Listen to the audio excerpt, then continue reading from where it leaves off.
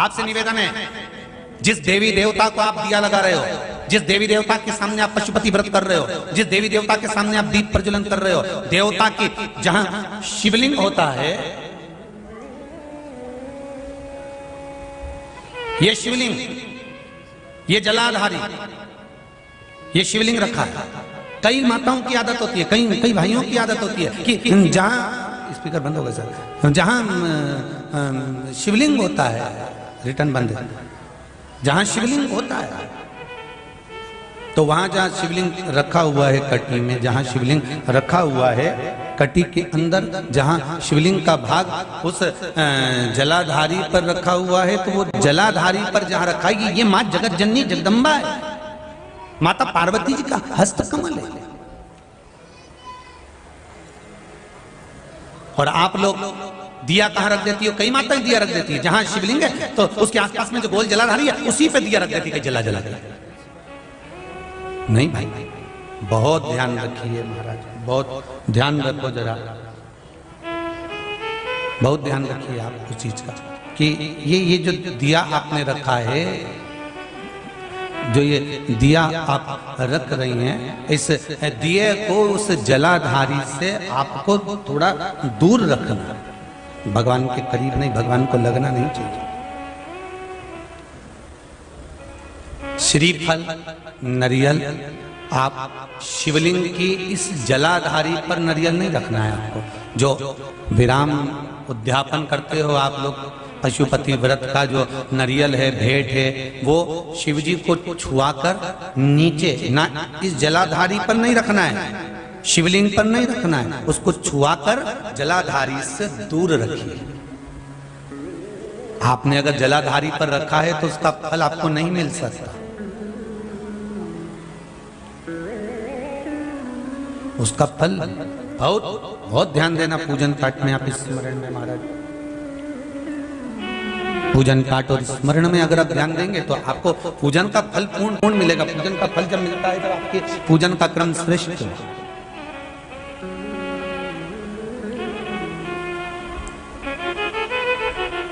पूजन का फल तभी प्राप्त होता है महाराज, और उस पूजन के फल को हमें अगर प्राप्त करना है तो हमको श्रेष्ठता धारण करना ही पड़ेगा, हमें अपनी गलतियों को सुधारना पड़ेगा। जहां शिवलिंग रखा हुआ हो, जलाधारी जो है वो पार्वती जी का, रिटर्न बढ़ाओ भाई, पार्वती जी का स्थान है।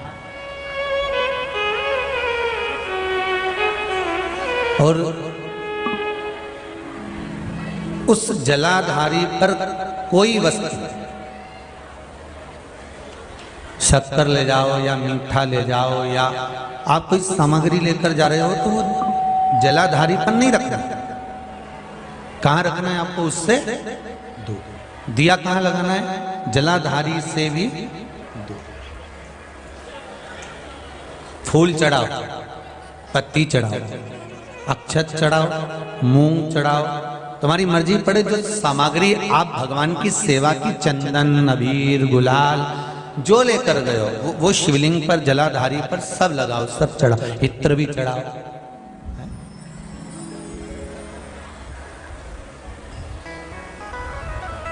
सब समर्पित करो। पर उस जलाधारी से थोड़ी दूरी बनाकर, उससे थोड़ा दूरी बना लें, उसके बाद आप रखें महाराज। थोड़ी सी दूरी बनाकर अगर रखेंगे तो भगवान उसको स्वीकार करेगा। जैसे रुद्राक्ष की माला पहन लेने वाला व्यक्ति, गले में अगर एक रुद्राक्ष पड़ा हुआ है या तुलसी की माला पड़ी हुई है, पद्म पुराण के पाताल खंड में अध्याय नंबर 7, अध्याय नंबर 9, कौन सा पुराण है? पद्म पुराण। कौन सा खंड है? पाताल खंड। पद्म पुराण के पाताल खंड में अध्याय नंबर 7 और 9 में तुलसी और रुद्राक्ष का वर्णन आता है।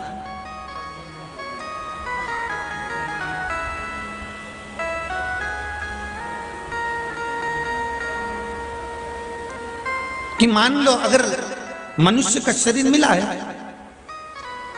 और आपके जीवन में कोई आपको गुरु ही नहीं मिला, कोई अच्छा सदगुरु प्राप्त ही नहीं हुआ,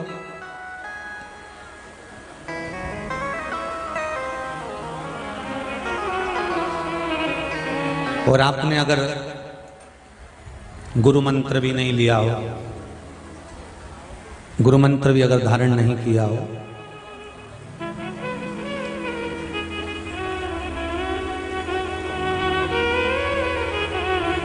कई लोग कहते हैं जिसका गुरु मंत्र नहीं होता, जो गुरुमुख नहीं होता, वो कितना भी दान पुण्य कर ले, लगता है क्या? जम के बोलो, नहीं लगता। तो शिव महापुराण में पद्म पुराण के पताल खंड के 7वें और 9वें अध्याय में लिखा हुआ है, मान लो अगर आपका दान पुण्य आपके खाते में नहीं जा रहा है तो फिर शास्त्र कहता है कि आप गले में रुद्राक्ष पहन लो या तुलसी की माला पहन लीजिए, फिर तो आप जो दान करेंगे वो आपके खाते में जाना प्रारंभ हो जाएगा। गले में या तो रुद्राक्ष का एक मनका या माला, कुछ भी अगर आपके गले में पड़ी, रुद्राक्ष की एक मनका या एक माला भी आपके गले में पड़ी हुई है, या तुलसी की माला का एक मनका या तुलसी की माला भी आपके गले में पड़ी है, तो उसका फल आपको मिलना प्रारंभ हो जाएगा, उसका फल आपको मिलना प्रारंभ हो जाएगा। हमारे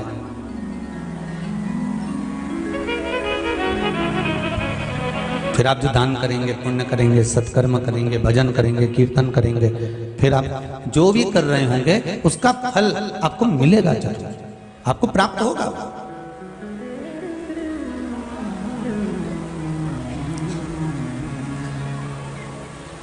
अच्छा, कई लोग कहते हैं गुरुजी माला पहनने से क्या होता है, रुद्राक्ष पहनने से क्या होता है, तुलसी की माला हम पहने या रुद्राक्ष की माला पहने, लोग क्या कहेंगे, हम नवयुवक बच्चे आज के जमाने के लड़के लड़कियां ऐसे पहनेंगे तो लोग क्या कहेंगे। कई स्कूल तो ऐसे हो गए जहां माला तक कह देते हैं पहनकर मत आना। तब